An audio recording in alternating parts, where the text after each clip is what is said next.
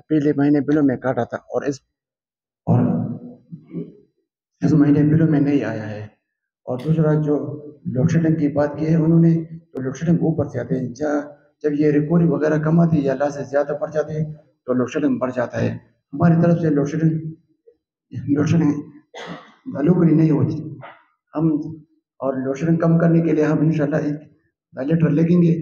और जो तीसरी बात उन्होंने की है कि ये ओवर बिलिंग हो रही है, तो हमारे पास स्टाफ बहुत कम है। यहाँ पर 36,000 कंज्यूमर है और हमारे पास 2 मीटर रीडर है। तो हम कोशिश करें कि सब घरों के पास जितने भी घर है, हम ये अपने मीटर को कहें कि वो ये सब लोग रीडिंग करें। और जिस चीज़ के नबी में और बिलिंग वो आगे हम नारू को ठीक करेंगे वहाँ पे इंशाल्लाह।